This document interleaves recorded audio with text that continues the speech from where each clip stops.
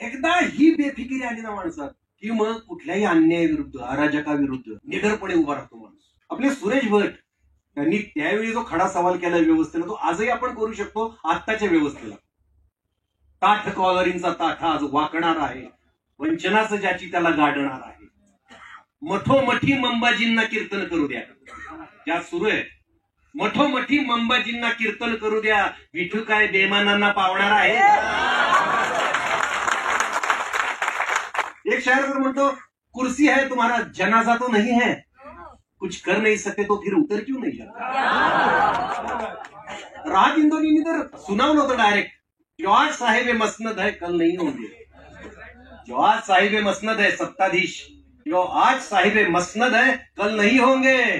किराएदार है, जाति मकान थोड़ी है. सभी का खून शामिल है यहाँ की मिट्टी में, सभी का खून शामिल है यहाँ की मिट्टी में.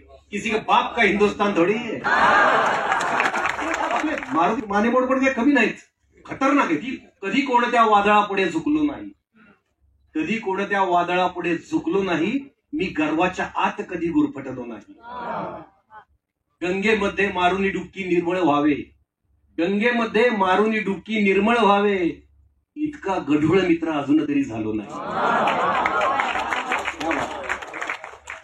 अशा शायरानं माझ्यासारख्या एका छोट्या अभिनेत्याला गझल संग्रहाचा प्रकाशन करायला बोलवणं हे निव्वळ मित्रावरचं प्रेम आहे, बाकी काही नाही. माझ्या सगळ्या गझलकार मित्रांनी, वैवको असतील, दास पाटील असतील, आपले शिवदादो आहे, विशाल राजगुरू आहे, अतोनात प्रेम करतात माझ्यावर. मला विषय वाटतं की काय आहे माझ्यात एवढे, हे तर एवढे मोठे गझलकार आहेत सगळे, मला प्रेरणा देणारे गझलकार. मला म्हणावंच वाटतं यांच्यासाठी की बहुत छोटे है मुझसे मेरे दुश्मन, बहुत छोटे है मुझसे मेरे दुश्मन, जो मेरे दोस्त है मुझसे बडे है.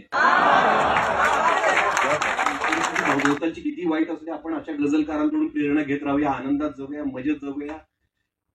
गझलकाराशी कायम मैत्री करा, कुठल्याही संकटाला तोंड द्यायला शिकाल तुम्ही. जिगरबाज माझ्याकडे बघत असाल तुम्ही 1-2 वर्ष. जिसकी मस्ती जिंदा है उसकी हस्ती जिंदा है.